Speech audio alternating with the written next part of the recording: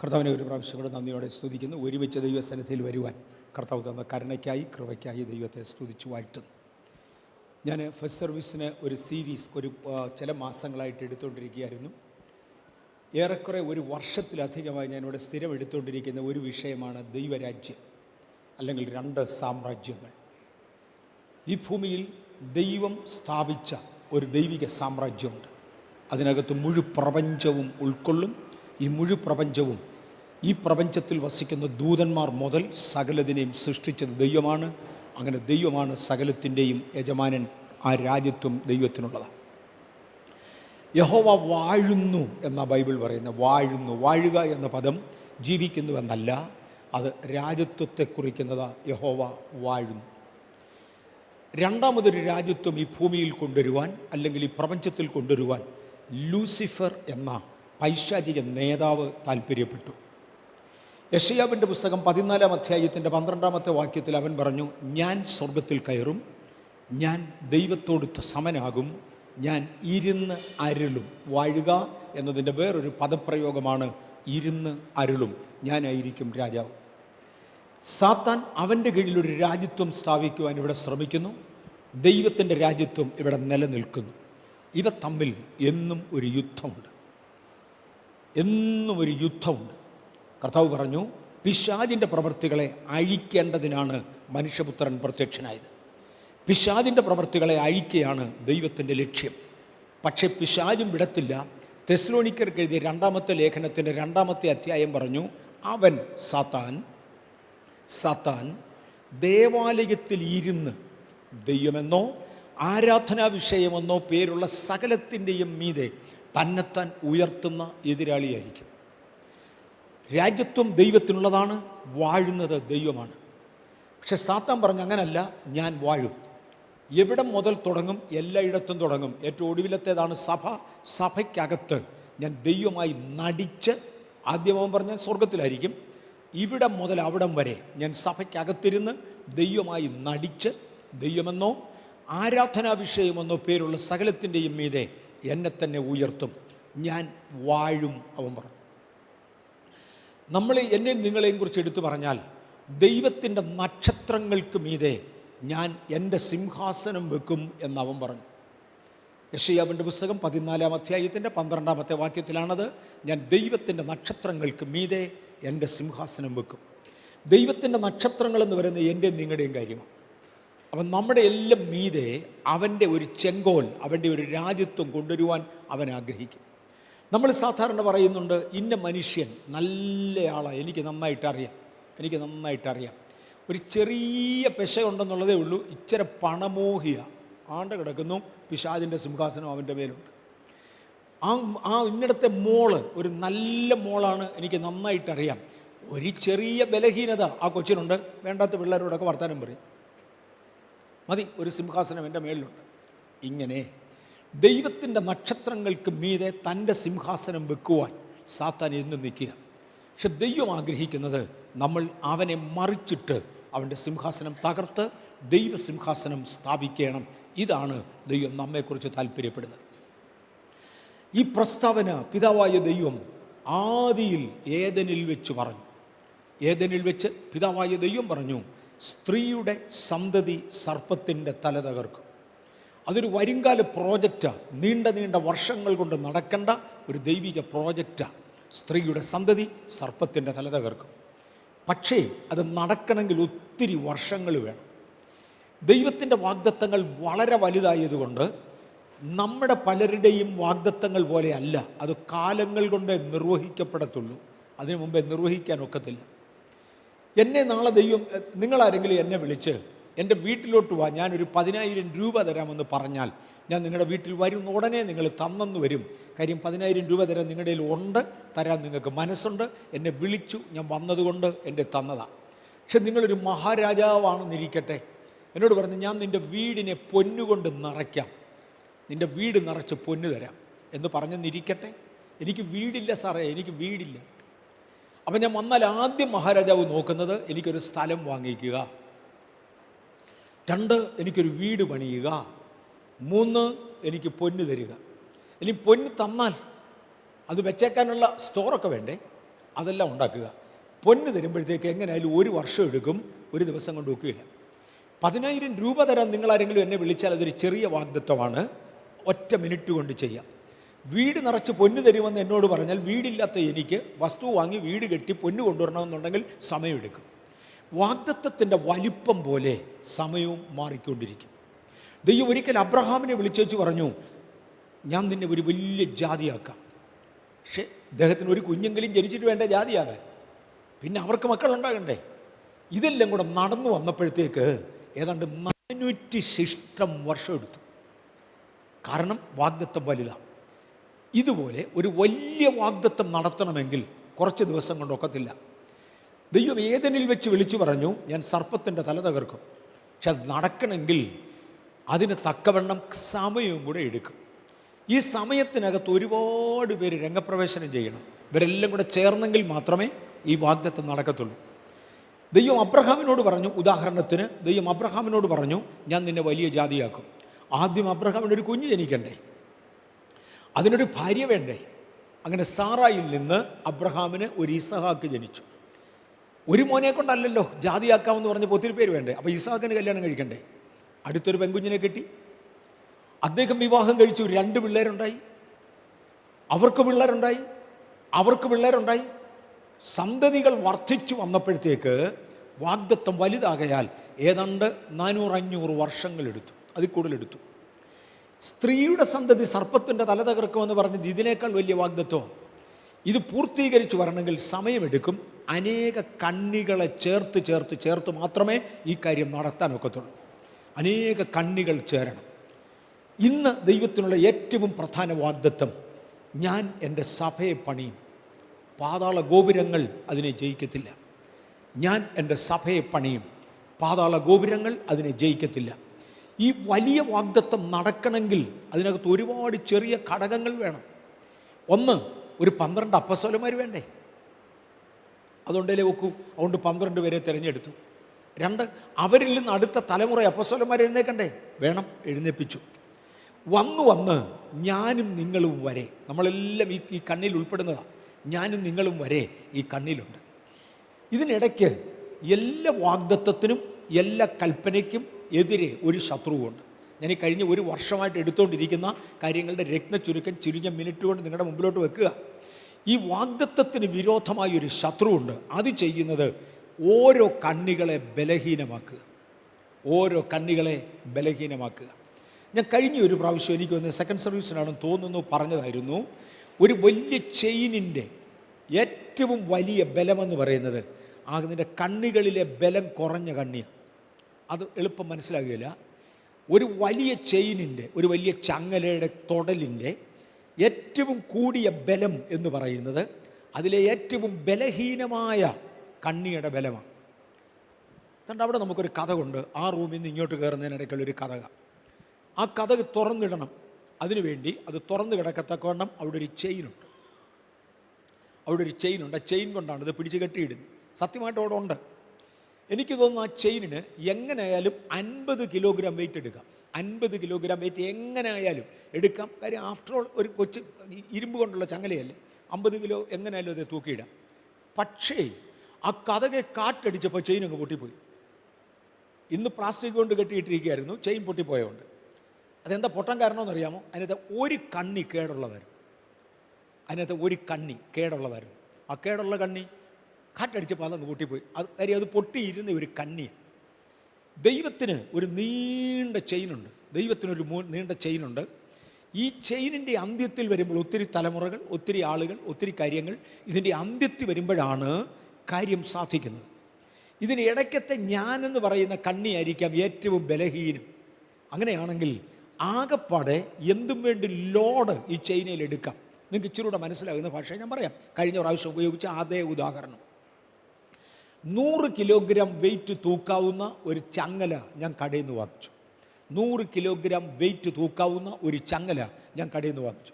എന്നിട്ട് ഇവിടെ എങ്ങാനും ആ ചങ്ങല ഘടിപ്പിച്ചു. ഇതിലൊരു 100 കിലോഗ്രാം എടുത്തിടാൻ നോക്കുമ്പോൾ ഇതങ്ങ് പൊട്ടിപ്പോയി. 50 കിലോഗ്രാമേ തൂക്കിയുള്ളൂ, ഇതങ്ങ് പൊട്ടിപ്പോയി. കാരണം ഇതിനകത്ത് ഒരു കണ്ണി, ഏറ്റവും ബലഹീനമായി ഒരു കണ്ണി 45 കിലോഗ്രാം വന്ന് പൊട്ടിപ്പോയി. ഈ മുഴു ചെയിനിൻ്റെയും ബലം 45 കിലോഗ്രാമായി കുറഞ്ഞു. ഇതിൻ്റെ ബാക്കി കണ്ണികളെല്ലാം 100 കിലോഗ്രാമിൻ്റെയാണ്. ഈ മുഴു ചെയിനും കൂടെ 45 കിലോഗ്രാം ചെയിനായി മാറാൻ കാരണം ഒരു കണ്ണി പിശകിയത. ഇതുപോലെ ദൈവം തിരഞ്ഞെടുത്ത നമ്മിൽ ഒരാൾ ബലഹീനനായി പോയാൽ ദൈവത്തിൻ്റെ പ്ലാനുകൾ താമസിക്കും. ഓക്കെ, ഈ ചെയിനിന് നമ്മുടെ ഇതങ്ങ് പൊട്ടിപ്പോയല്ലോ, നാളെ അടുത്തൊരു സഹോദരൻ പോയിട്ട് വേറൊരു ചെയിൻ വാങ്ങിച്ചുകൊണ്ട് ഇത് ചെയിൻ എടുത്താൽ കളയും. ഒരു കണ്ണി പൊട്ടിയ കാരണമാണ് ഒരു ചെയിൻ എടുത്ത് കളയുന്നത്.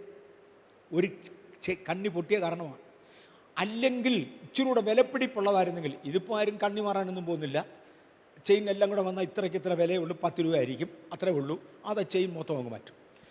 10,000 രൂപ വിലയുള്ള ഒരു ചെയിനാണെങ്കിലോ ആ ഒരു കണ്ണി തന്നെ മാറ്റാനായിട്ട് ശ്രമിക്കും. ആ ഒരു കണ്ണി എടുത്തു കളയും. ഞാൻ തീരെ നിഷ്പ്രയോജനായി മാറിയാൽ ദൈവം എന്നെ എടുത്ത് ദൂരെ കളയും. പക്ഷേ എന്നെ എടുത്ത് കളയുന്നത് വരക്കൊണ്ട് സഭയുടെ പ്രവൃത്തികൾക്ക് ഞാനൊരു ക്ഷീണമായി മാറും. അത് വരാതിരിക്കാൻ വ്യക്തിപരമായി നമ്മൾ ഓരോരുത്തർ ദൈവത്തോട്, കർത്താവേ എന്നെ ഉപയോഗിക്കണേ എന്ന് പറയാം. ക്രമീകരിക്കപ്പെട്ട വ്യക്തികളെ ദൈവം ഉപയോഗിക്കും. ഇന്ന് മലയാളം ഫസ്റ്റ് സർവീസിൽ ഞാൻ എടുത്തുകൊണ്ടിരുന്നത് ദൈവത്തിൻ്റെ പദ്ധതി ഒരഭിഷക്തനായ വ്യക്തി എന്ന ആശയമായിരുന്നു. ഞാനത് തുടരാൻ ആഗ്രഹിക്കുന്നില്ല. ദൈവം എന്തെങ്കിലും ഒരു ജോലി ഈ ഭൂമിയിൽ ചെയ്തിട്ടുണ്ടെങ്കിൽ അത് ദൈവം അഭിഷേകം ചെയ്ത ഒരു വ്യക്തിയെ ഉപയോഗിച്ചുകൊണ്ട്. മിസ്രയീമിൽ നിന്ന് ജനത്തെ വിടുവിക്കാൻ പുറകിൽ തുടങ്ങാം. അബ്രഹാമിൽ നല്ല ഉദാഹരണം പറഞ്ഞ് തുടങ്ങാം. അബ്രഹാമിനെ വിളിച്ചേച്ച് പറഞ്ഞ് എനിക്കൊരു ജാതിയെ വേണം. ആ ജാതിയെ ഉണ്ടാക്കണമെങ്കിൽ ഒരു വാഗ്ദത്തം ഏറ്റുവാങ്ങുവാൻ കഴിയുന്ന ഒരു വ്യക്തിത്വത്തെ വേണം. അബ്രഹാമേ, അങ്ങ് എൻ്റെ വാഗ്ദത്തം ഏറ്റുവാങ്ങുവാൻ കഴിവുള്ള ഒരു വ്യക്തിയാണ്, വാ ഞാൻ അങ്ങയെ ഉപയോഗിക്കാം. അബ്രഹാം എന്ന ഒരു വ്യക്തി. അബ്രഹാമിൽ നിന്ന് സാറയിലേക്കും അദ്ദേഹത്തിൻ്റെ ഭാര്യ സാറയിലേക്കും, സാറയിലും അബ്രഹാമിലും നിന്ന് അവരുടെ മകനായ ഈസഹാക്കിലേക്കും വാഗ്ദത്തം മാറി. അങ്ങനെ ദൈവം പലരെ ഒരുമിച്ച് ചേർത്തു. ദൈവത്തിൻ്റെ മെത്തേഡ് ഒരു വ്യക്തിത്വമാണ്. ഈ ജനം വളർന്നു. ഇവരൊരു 73 പേരായി. ഇവരൊരു 73 പേരായി. അതുവരെ ഇങ്ങനെ സ്ലോ ഗ്രോത്തായിരുന്നു. ആദ്യമേ അബ്രഹാമിൽ നിന്നൊരു ഇസഹാക്കിൽ നിന്ന് 2 പിള്ളേരുണ്ടായി. ഇസഹാക്കിന് 2 മക്കളുണ്ടായിരുന്നു, ഏശാവും യാക്കോബും. അപ്പോഴത്തേക്ക് ദർശനത്തിൻ്റെ എതിരാളിയായ പിശാച് എഴുന്നേറ്റ് ഏശാവിൻ്റെ സ്വഭാവം വികൃതമാക്കി. എന്തായിരുന്നു വികൃതം? ഒരു ഊണിന് വേണ്ടി ജ്യേഷ്ഠാവകാശം വിറ്റു. എല്ലാവർക്കും അത് മനസ്സിലാവുമെന്ന് അറിഞ്ഞുകൂടാ. മനസ്സിലാകാത്തവർക്ക് വേണ്ടി ഇച്ചിരി കൂടെ തൊടാം. കുടുംബത്തിലെ ആദ്യജാതൻ, മൂത്ത മോന് ഒരു കുടുംബത്തിന് അനുഗ്രഹമാണ്. ദൈവത്തിൻ്റെ വ്യവസ്ഥ. നിങ്ങളിൽ മൂത്ത കുഞ്ഞുങ്ങൾക്കായി സ്തോത്രം. മൂത്തവരോട് എപ്പോഴും മാതാപിതാക്കൾക്ക് ഒരു താല്പര്യം കൂടുതലുണ്ട്. എൻ്റെ മൂത്ത മോൻ തേണ്ടിയിരിക്കുന്ന ഇവിടെ ഇരിപ്പുണ്ട്. വെരി ഗുഡ്, എനിക്ക് അവനെ ഇഷ്ടം, അവൻ എന്നെ ഇഷ്ടമാണ്. എൻ്റെ മൂത്ത കൊച്ചുമോനെ ഇന്ന് ഞാൻ വിളിച്ച റൂമിനകത്ത്, അവനിവിടെ ഉണ്ടോ എന്ന് എനിക്കറിയാൻ വയ്യ. വിളിച്ചാൽ പറഞ്ഞ അപ്പച്ചന് ഏറ്റവും ഇഷ്ടമുള്ള മോനല്ലേ നീ? അവൻ പറഞ്ഞു ആന്നു. എന്താ കാര്യമെന്നറിയാമോ? പ്രത്യേകിച്ച് ഒന്നും ചെയ്തിട്ടില്ല, മൂത്ത കുഞ്ഞായി ജനിച്ചതേ ഉള്ളൂ, വേറൊന്നുമില്ല. എൻ്റെ മൂത്ത കൊച്ചുമോനാ, അവനോട് ഇഷ്ടമാണ്. ദൈവത്തിന് ഇങ്ങനെയാണ്, മൂപ്പിനോടൊരു താല്പര്യമുണ്ട്. ഇളയവരെ കൈവിടത്തില്ല കേട്ടോ. ഞാനിത് പറയാം. ഇളയവരെ കൈവിടുമെന്നല്ല ഞാൻ പറഞ്ഞത്, മൂത്തതിനോടൊരു താല്പര്യമുണ്ട്. പ്രത്യേകിച്ച് ഇസ്രയേലിൻ്റെ ചരിത്രത്തിൽ മൂത്ത മക്കൾക്ക് അവകാശം കൂടുതലാണ്, മൂത്ത മക്കൾക്ക് അധികാരം കൂടുതലാണ്. മൂത്തതുങ്ങൾക്ക് അങ്ങനെ ഒരു പ്രത്യേകതയുണ്ട്. ഒരിക്കലേ ഞാനൊരു വീട്ടിൽ ചെന്നു. ഒരു രാത്രിയിൽ ഒരു സ്കൂട്ടർ യാത്ര ചെയ്യുമായിരുന്നു. സ്കൂട്ടർ അങ്ങ് പഞ്ചറായിപ്പോയി. ഇനി ഈ സാധനവും കൊണ്ട് പോകാനൊക്കത്തില്ല, ഓടിക്കാനൊക്കത്തില്ല. അവിടുന്ന് എൻ്റെ വീട്ടിൽ ചെല്ലണമെങ്കിൽ, കേരളത്തിൽ വെച്ചാൽ സംഭവം നടക്കുന്നത്, അവിടുന്ന് എൻ്റെ വീട്ടിൽ ചെല്ലണമെങ്കിൽ എനിക്ക് തോന്നുന്നത് 4-5 കിലോമീറ്റർ ഉണ്ട്. ഈ 5 കിലോമീറ്റർ പാതിരാത്രിക്ക് അഴുക്കും തെള്ളിക്കൊണ്ട് നടക്കുന്നത് ഒക്കത്തില്ല. അപ്പോൾ ഇതെവിടെയെങ്കിലും ഒന്ന് വെച്ചേച്ച് ഒരു ടാക്സി എടുത്ത് വീട്ടിൽ പോകണം. ഞാൻ അവിടെ എല്ലാം തപ്പി. ഇത് കിട്ടുന്ന ഒരിടം, ഇതൊന്ന് വെക്കുന്ന ഒരിടം വേണമല്ലോ. അടുത്തൊരു വീട് കണ്ടു. സാമാന്യം നല്ലൊരു വീടാണ്, ഓടൊക്കെ ഇട്ട് നല്ലൊരു വീട്. അതിനൊരു ഗേറ്റ് ഉണ്ട്. ഓക്കെ, ഇതിനകത്ത് വണ്ടി കയറ്റി വെച്ചാൽ ആരും എടുത്തുകൊണ്ട് പോകത്തില്ല. ഞങ്ങൾ അവിടെ ചെന്ന് പതുക്കെ ബെല്ലടിച്ചു. അവിടുന്ന് ഒരു മോൻ വന്ന് കതക് തുറന്നു. ആ പുള്ളിക്ക് എനിക്കൊന്നൊരു 8 വയസ്സ് കാണും. ഒരു 8 വയസ്സുള്ള ഒരു മോൻ വന്ന് കതക് തുറന്നു. ആരാ, എന്നാ വേണമെന്ന് ചോദിച്ചു. ഞാൻ പറഞ്ഞു, മോനെ, ഞാൻ ഇവിടുന്ന് ഒരു 4-5 കിലോമീറ്റർ അകലെയുള്ള ഒരാളാണ്. എൻ്റെ സ്കൂട്ടർ പഞ്ചറായിപ്പോയി, ഇവിടെ നിന്ന് വെച്ചേച്ചു പോകാനാണ്. മോൻ്റെ അപ്പനും അമ്മയും ആരെങ്കിലും ഇവിടെ ഉണ്ടോ? ഇല്ല. ഞാൻ പറഞ്ഞു, ഈ സ്കൂട്ടർ ഇവിടെ നിന്ന് വെച്ചേച്ച് പോകാൻ വേണ്ടിയാണ്. ഞാൻ ആരാന്ന് പറയണേ, എൻ്റെ കാർഡ് തരാം.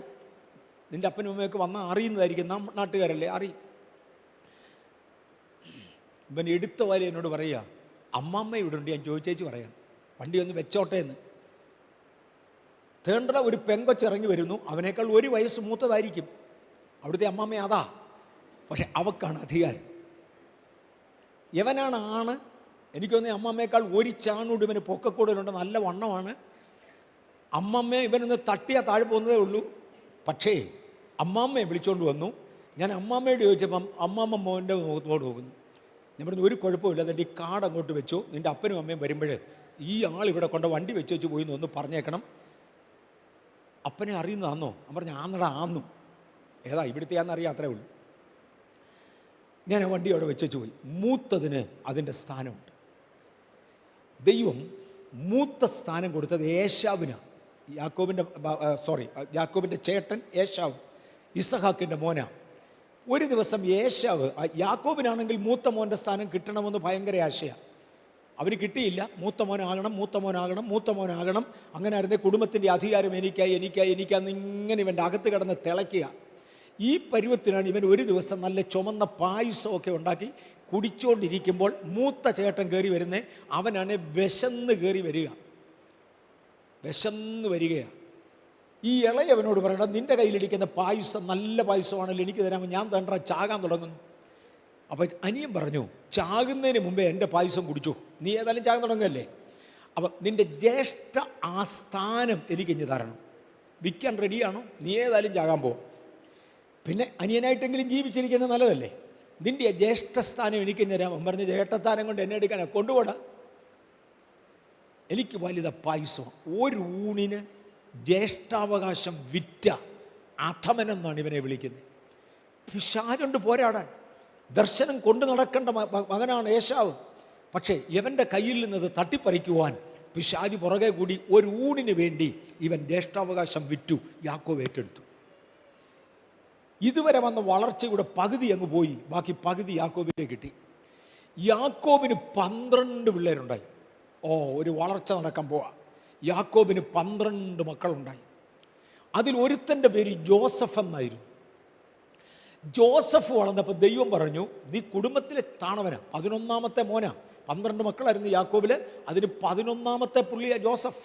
പക്ഷെ ദൈവം പറഞ്ഞു, നിൻ്റെ പ്രകൃതി, നിൻ്റെ സ്വഭാവം, നിൻ്റെ പ്രാർത്ഥന, നിൻ്റെ നല്ല നടപ്പ്, ജീവിതം, ഇവൻ നുണ പറയാൻ പോലും എങ്ങും പോകത്തില്ല. ഇന്നത്തെ ഭാഷയിൽ തന്നെ പറഞ്ഞാൽ വാട്സപ്പിൽ തൊടത്തില്ല. അനാവശ്യമായ കോൾ വന്നാൽ അപ്പോഴേ എടുക്കാതെ കൈവിട്ടുകളി. ഒരൊറ്റ ഇമെയിൽ വേണ്ടാത്തത് അറ്റൻഡ് ചെയ്യത്തില്ല. നിങ്ങളുടെ എല്ലാം കാര്യമാണ് ഞാനീ പറയുന്നത്, നല്ല പിള്ളേരുടെ കാര്യം. ഇങ്ങനെ നന്നായി ജീവിക്കുന്നവനാണ് ജോസഫ്. കർത്താവ് പറഞ്ഞു, നിൻ്റെ ചേട്ടന്മാർ 10 ഉണ്ടെങ്കിലും ജോസഫേ, ഞാൻ നിന്നെ ഒന്ന് മാനിക്കാൻ പോവാം. ഞാൻ നിനക്കൊരു ദർശനം തരാം. ഇതിനകത്തൊന്ന് ദർശനം കാണുന്ന കുഞ്ഞുങ്ങളും എല്ലാം ഉണ്ടോ? കുഞ്ഞുങ്ങളും വലിയവരും നല്ലതാ. ഓക്കെ, ദർശനം തരാം നിനക്ക്. അങ്ങനെ യോസഫിന് ദർശനം കൊടുത്തു. ദൈവം ജോസഫിനോട് പറഞ്ഞു, ജോസഫേ, ഇതുവരെയുള്ള വളർച്ചകൾ പതുക്കെയായിരുന്നു. 3 തലമുറ കൊണ്ടാണ് നിങ്ങൾ 12 പേരായി മാറിയത്. 4ാമത്തെ തലമുറയാ 12 പേരായി മാറിയത്. ഇനി ഇങ്ങനെ സ്ലോ ആയിട്ടിരുന്നാൽ ഒക്കത്തില്ല. ഇവരെ ഒന്ന് ശരിക്കും വളർത്തണം. അതിന് ഒരു വലിയ രാജ്യം വേണം, ഒരുപാട് കാശ് വേണം, ഒരുപാട് ചോറ് വേണം, ഒരുപാട് ആഹാരം വേണം. ഞങ്ങളുടെ കൊച്ചുമക്കളൊക്കെ ചിലപ്പോൾ ഇങ്ങനെ അങ്ങോട്ട് നോക്കി വെച്ച് പറയും, തടിയായി. അങ്ങനെ എല്ലാ പിള്ളേരും കണ്ണാടി നോക്കും, മീശയായോ. അപ്പം ഞാൻ ചോദിക്കും, എത്ര ചാക്ക് അരിയുടെ ചോറുണ്ടതാടാ? ഇത്രയും വളർന്നതേ, എത്ര ചാക്ക് അരിയുടെ ചോറുണ്ടതാ? എത്ര കോഴിയെ വിഴിഞ്ഞതാടാ? ചുമ്മാ ഒന്നും ആരും വളരത്തില്ല. നമ്മളെല്ലാം അങ്ങനെ. എത്ര കോഴിയെ വിഴിഞ്ഞതാ? ഇങ്ങനെയല്ല നീ വളർന്നത്. ഒത്തിരി കോഴിയും ഒത്തിരി ചോറും ഒക്കെ ഉണ്ടെങ്കിലേ ഒരു ജനതയെ വളർത്താനൊക്കത്തുള്ളൂ. ജോസഫേ, അതുകൊണ്ട് ഞാൻ നിന്നെ തൽക്കാലം അയൽ രാജ്യത്തോട്ട് വിടാൻ പോവാം. ഈ രാജ്യത്തിൻ്റെ സിറ്റുവേഷൻ നോക്കിയിട്ട് അത്രയും വളർത്താനുള്ളതില്ല. അയൽ രാജ്യത്തോട്ട് വിടാൻ പോവാ. പക്ഷെ ഒരു വില കൊടുക്കാതെ ഒരു കാര്യവും നടക്കുകയില്ല. അങ്ങൊരു വില കൊടുക്കാൻ തയ്യാറാകെ, ഞാൻ നിന്നെ അയൽ രാജ്യത്തോട്ട് വിടാം. അങ്ങനെ ദൈവത്തിൻ്റെ വഴിയിൽ യോസഫിൻ്റെ കയ്യിൽ നിന്ന് ഭയങ്കര വില മുടക്കേണ്ടി വന്നു. പക്ഷേ അയൽ രാജ്യമായ ഈജിപ്തിലേക്ക് ജോസഫിനെ വിട്ടു. ജോസഫിനെ ദൈവം ഈജിപ്തിൽ വളർത്തി ഉയർത്തി. ജോസഫ് ഒരിക്കൽ പറഞ്ഞു, എൻ്റെ വിളിയുടെ മുമ്പിൽ ദൈവത്തിനൊരു ഉദ്ദേശമുണ്ട്. നിങ്ങൾക്കാർക്കെല്ലാം മനസ്സിലാകുന്നുണ്ടോ? കേരളത്തിൽ ജനിച്ചതല്ലേ നിങ്ങളിൽ മിക്കവരും. എന്താ ഇങ്ങോട്ട് പോരുന്നേ? അവിടെ ചോറ് തികയാഞ്ഞിട്ടാണ് ഞാൻ വന്നത്. ആവശ്യത്തിന് കഴിക്കാൻ കോഴിയില്ല എന്നിട്ട് ഇങ്ങോട്ട് വന്നേ. കോഴിയില്ലെന്നല്ല, വാങ്ങിക്കാൻ കാശില്ലെന്ന്. അല്ല പിന്നെ ആരാ ജനിച്ച നാട് വിട്ടു പോകുന്നത്? നേരത്തെ ജോലിക്ക് വേണ്ടി വെളിയിൽ പോയവരോട് വരെ നിങ്ങളുടെ വീട്ടിൽ ആദ്യം പട്ടിണി തുടങ്ങിയതുകൊണ്ട് നീ ആദ്യം ഇറങ്ങി, ഒടുവിൽ പട്ടിണി തുടങ്ങിയവൻ ഒടുവിലിറങ്ങി. That's it. ജോസഫിനെ ദൈവം മിസ്രയീമിൽ കൊണ്ടുപോയി ഭയങ്കര വില മുടക്കി, പക്ഷെ ഒരു ഉയർന്ന സ്ഥാനത്തെത്തിച്ചു. ദൈവം അവസരങ്ങൾ ഒരുക്കി. ജോസഫ് തൻ്റെ സഹോദരന്മാരെ 72 പേരെ, അപ്പനെ അമ്മയെല്ലാം ഉൾപ്പെടെ 72 പേരെ ഈജിപ്തിൽ കൊണ്ടുവന്നു. അന്ന് അത്രേ ഉള്ളൂ, 72 ഉള്ളൂ. പക്ഷേ ഈ പതുക്കെ പതുക്കെ വളർന്നാൽ ഇനിയും പറ്റുകയില്ല. ഇവരെ വളർത്തണമെങ്കിൽ ഒരുപാട് ആഹാരം വേണം, ഒരുപാട് സ്ഥലം വേണം. അതിന് ഈ 72 പേരെ കൊണ്ടുവന്നു. ദൈവവും അവരെ അങ്ങ് അനുഗ്രഹിച്ചു. അവർ ഒരു 430 വർഷം കൊണ്ട് 6000 കുടുംബമായിട്ട് അങ്ങ് വളർന്നു. 6 ലക്ഷം കുടുംബങ്ങളായിട്ട് അങ്ങ് വളർന്നു. ദൈവം വളർത്താൻ ഉദ്ദേശിക്കുമ്പോൾ അതിന് കൊള്ളാവുന്നവനെ കൈ കിട്ടിയാൽ ദൈവം അങ്ങ് ചെയ്യും. നിങ്ങൾ ആരെങ്കിലും കൊള്ളാവുന്നവരുണ്ടോ? ബഥേലിൻ്റെ വളർച്ചയുടെ സീസണാണ്. കൊള്ളാവുന്നവരുണ്ടോ? തക്ക സമയത്തെ ദൈവം കൊണ്ടുവരത്തുള്ളൂ. നിങ്ങളെ കൊണ്ടുവന്നിരിക്കുക. ദൈവത്തിൻ്റെ മുമ്പിൽ വില മുടക്കാൻ തയ്യാറുള്ള ഒരു സമൂഹത്തെ ദൈവം അങ്ങ് ഉപയോഗിക്കും. പൊക്കി ഇവരെ അങ്ങ് അനുഗ്രഹിക്കാൻ തീരുമാനിച്ചു. ഇത്രയുമായി കഴിഞ്ഞപ്പം, ഇത്രയുമായി ജനം വളർന്നതോടെ സാത്താൻ മറുവശത്തുണ്ട്. ദർശനത്തിനൊരു എതിരാളിയുണ്ട്.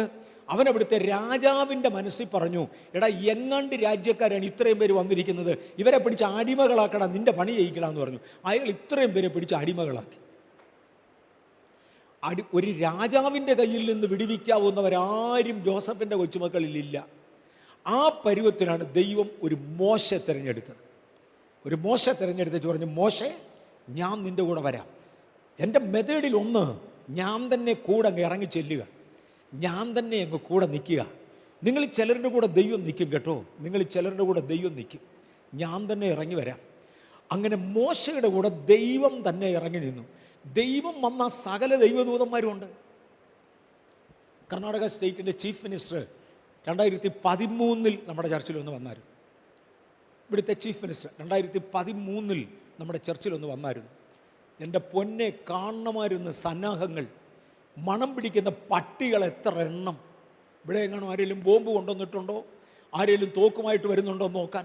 മണം പിടിക്കുന്ന പട്ടികൾ എത്ര എണ്ണം, മണം പിടിക്കുന്ന പോലീസുകാർ എത്ര എണ്ണം. കോമ്പൗണ്ട് അങ്ങ് നിറച്ചു. ചർച്ചിൻ്റെ ഓഫീസും എല്ലാം ഇവന്മാർ കയറി തപ്പുക. സാധാരണ VIPs വരുമ്പോൾ നമ്മൾ ഒരു ഷാള് കൊണ്ട് കവർ ചെയ്യുന്ന, പുതപ്പിക്കുന്ന സിസ്റ്റം ഉണ്ട്. പോലീസ് വെച്ച് നിങ്ങൾക്കതുണ്ട്, കൊണ്ടുപോവാ, ഷാൾ ഇവിടെ കൊണ്ടുപോവാ. അതിനകത്ത് വല്ല വിഷമുണ്ടോ നോക്കണം, കൊണ്ടുവന്നു. പിന്നെ VIP വരുമ്പോൾ അദ്ദേഹത്തിന് കുടിക്കാൻ നിങ്ങൾ വല്ലതും കൊടുക്കുമോ? അങ്ങർക്ക് എന്തെങ്കിലും ഒരു സ്ക്വാഷോ ഒരു ചായ കൊടുക്കും, കൊണ്ടുപോവാ ഇവിടെ, ഇപ്പം നോക്കണം. VIP വന്നാൽ ആ ഏരിയ മുഴുവൻ അറിയും. ഒരിക്കൽ നമ്മുടെ ഈ ചർച്ചിൽ ഒരു സാക്ഷാൽ വലിയവൻ വന്നു. ചീഫ് മിനിസ്റ്ററുടെ ലെവലിലൊക്കെ മേളിൽ പോകുന്ന ഒരാൾ വന്നു. എൽ വെങ്കടാചലം, ഇന്ത്യൻ സുപ്രീം കോടതിയുടെ ചീഫ് ജസ്റ്റിസായിരുന്ന L Venkatachalam, mister justice, his excellency L Venkatachalam, the chief justice of India, ഒരിക്കൽ നമ്മുടെ ചർച്ച വന്നു. അദ്ദേഹം ചർച്ച വരാൻ ആഗ്രഹിക്കുന്നു. ഞങ്ങൾ അറിഞ്ഞു കഴിഞ്ഞ ശേഷം ഇവിടുന്ന് ഒരു പബ്ലിക് റിലേഷൻഷിപ്പ് ഓഫീസർ ഞങ്ങളെ വിളിച്ചു. ഞാനും ഉണ്ടായിരുന്നു, സുനിൽ പാസ്റ്ററും ഉണ്ടായിരുന്നു. എനിക്ക് അതിന് സന്തോഷം ഉണ്ടായിരുന്നു തോന്നുന്നു. ഞങ്ങൾ 3 പേരും കൂടെ പോയത് ആദ്യത്തെ ഫോറിനേഴ്സ്. വരുന്ന പുള്ളി ചെറുതൊന്നുമല്ല. ചെന്നപ്പോൾ അവർ പറഞ്ഞൊരു വാചകമുണ്ട്, ഇയാൾ നിങ്ങളുടെ ചർച്ച് വരണമെങ്കിൽ അയാളുടെ കൂടെ വരുന്നവർക്ക് ഇരിക്കാൻ 750 കസേര. ഞാൻ ചേട്ടാ, ഒരു മനുഷ്യന് 750 കസേരയിൽ കയറി ഇരിക്കുമോ? ഇതന്നെ ഏർപ്പാടായി പറയുന്നത്. അന്ന് നമുക്കെല്ലാം കൂടെ 1000 പേരേ ഉള്ള, 1000 കസേരയുള്ള, 1000 പേർക്ക് ഇരിക്കാനുള്ള സ്ഥലമേ ഉള്ളൂ. ഇതിൻ്റെ പകുതിയോളം. ഇതിൽ 750 ഇയാൾ ഇരുന്നാൽ പിന്നെ നമ്മൾ എന്നത്തെ ഇരിക്കും? അപ്പം ഞങ്ങൾ ചോദിച്ചു, ഒരുത്തന് ഇരിക്കാൻ 750 കസേരയോ? ഇത് ആദ്യം കേൾക്കുകയാണല്ലോ. പബ്ലിക് റിലേഷൻ ഓഫീസർ പറഞ്ഞു, എന്നെപ്പോലെ നിന്നെപ്പോലെ ഒരാളല്ല വരുന്നത്. His excellency mister justice L Venkatachalam, chief justice of India. അങ്ങനെ വരുന്നേ.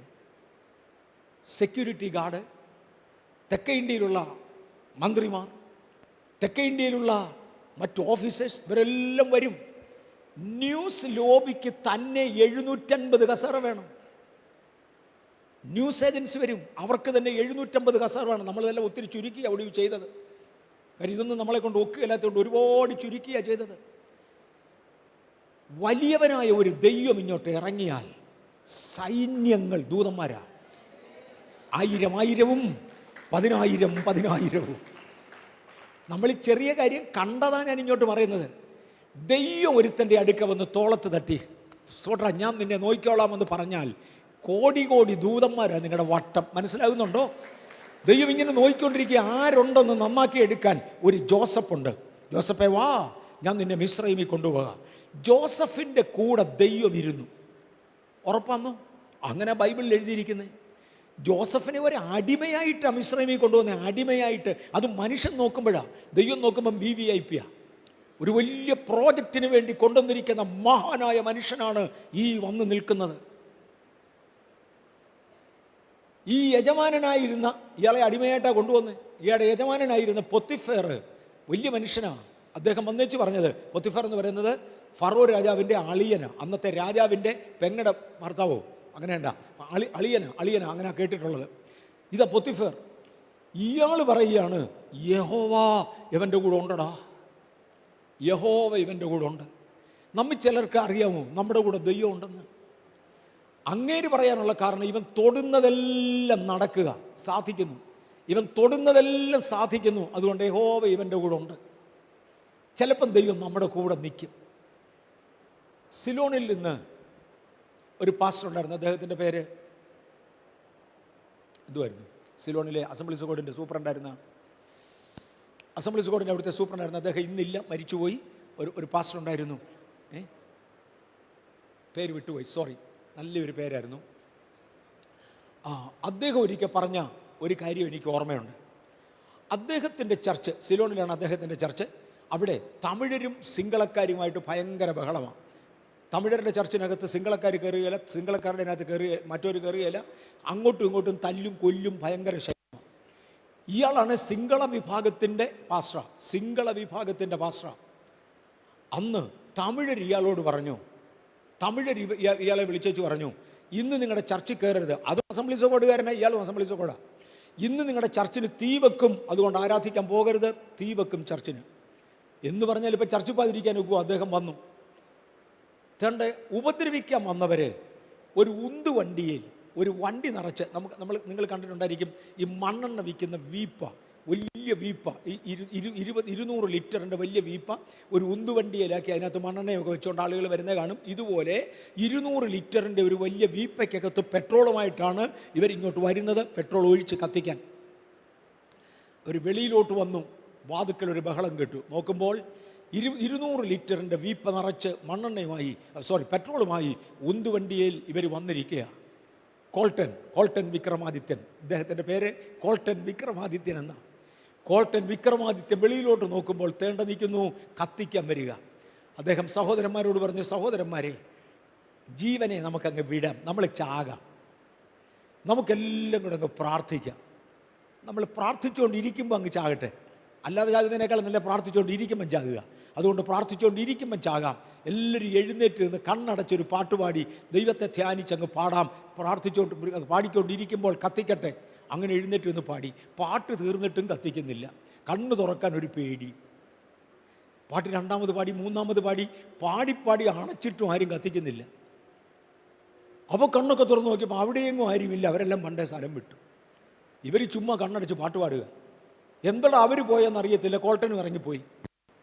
കുറച്ച് കഴിഞ്ഞപ്പോൾ കോൾട്ടന് ഒരു ടെലിഫോൺ കോൾ കിട്ടി. അദ്ദേഹത്തിൻ്റെ വാ കൊണ്ട് നേരെ പറഞ്ഞതാണ്. കുറച്ച് നേരം കഴിഞ്ഞപ്പോൾ കോൾട്ടന് ഒരു ടെലിഫോൺ കോൾ കിട്ടി. എതിർ സൈഡിൽ നിന്ന് കത്തിക്കാൻ വന്നവരെ, പാസ്റ്ററെ, ഞങ്ങളവിടെ വരുമ്പോൾ ഒരു കാഴ്ച കണ്ടു. നിങ്ങളുടെ പള്ളിയുടെ വാതിലിൻ്റെ തൊട്ട് മുമ്പിൽ ഒരു ഭയങ്കര തീക്കുണ്ടം കത്തി എരിയുന്നു. അടുത്ത പ്രശ്നം, പെട്രോളും കൊണ്ട് തീക്കുണ്ടത്തിൽ കൂടെ ആര് പോകടാന്ന്. ഇതിനാദ്യം തീ പിടിക്കല്ലേ, പിന്നല്ലേ അകത്ത് കയറുന്നേ. അത് കണ്ട് ഞങ്ങൾ പെട്രോളും കൊണ്ട് സ്ഥലം വിട്ടതാ. അതെങ്ങനെ തീ കത്തിച്ചത്? കോൾട്ടൻ പറഞ്ഞ, അതാണ് ദൈവം. ചിലയിടത്ത് ഇറങ്ങി ചെല്ലുമ്പോൾ ദൈവം കൂടിയിരിക്കും. തീയായി വരേണ്ടിടത്ത് ദൈവം തീയായി വരും. ജോസഫിൻ്റെ അടുക്കൽ തൊടുന്നതിലെല്ലാം സാധ്യതയാണെങ്കിൽ ദൈവം അങ്ങനെ വരും. ജോലി ചെയ്യുന്ന സഹോദരിമാരെ, ജോലി ചെയ്യുന്ന സഹോദരന്മാരെ, പഠിക്കുന്ന കുഞ്ഞുങ്ങളെ, ദൈവം നിങ്ങൾക്ക് എന്തായിട്ട് കൂടെ വരണം, കൂടെ വരും. എന്തിനാ കൂടെ വരുന്നതെന്നറിയാമോ? ജോസഫേ, അങ്ങയെക്കൊണ്ട് എനിക്കൊരു കാര്യം സാധിക്കാനുണ്ട്. ഞാൻ കണ്ട ചപ്പിൻ്റെയും ചവറിൻ്റെയും പുറകെ പോകത്തില്ല. മനസ്സിലാകുന്നുണ്ടോ? ഞാൻ കണ്ട ആട്ടുംകൂട്ടത്തിൻ്റെ കൂടെ പോകത്തില്ല. എനിക്ക് വേണ്ടി എന്തെങ്കിലും ചെയ്യാൻ കഴകമുള്ളവൻ്റെ കൂടെ ഞാൻ വരത്തുള്ളൂ. അതിൽ താണെ ഒരുത്തൻ്റെ കൂടെ ഞാൻ വരത്തില്ല. ഞാൻ കൂടെ വരാം, പക്ഷെങ്കിൽ എനിക്ക് പ്രയോജനപ്പെടുന്നവരുടെ കൂടെ വരും. ജോസഫിൻ്റെ കൂടെ ദൈവം ഇരുന്നു.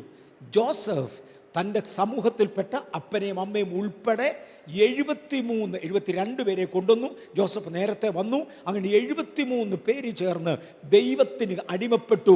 ദൈവം ഒരൊറ്റ വളർത്തങ്ങോട്ട് വളർത്തി 6 ലക്ഷം. ഈ സമയത്താണ് താണ്ട് ഫറവോൻ കയറി പിടിച്ചു. ദൈവം പറഞ്ഞു, സാധാരണക്കാരനെ കൊണ്ട് ഫറവോൻ്റെ കയ്യിൽ നിന്ന് വിടിവിക്കാൻ ഒക്കത്തില്ല. ഞാൻ തന്നെ ചെന്നലേ പറ്റൂ. വേറെ ആരെ കൊണ്ടും ഒക്കത്തില്ല. പക്ഷെ എനിക്ക് എല്ലാവരുടെയും കൂടെ പാനൊക്കത്തില്ല. എനിക്കൊരുത്തൻ്റെ കൂടെ പോകണമെങ്കിൽ അതിൻ്റെ സ്റ്റാൻഡേർഡ് ആ മനുഷ്യന് വേണം.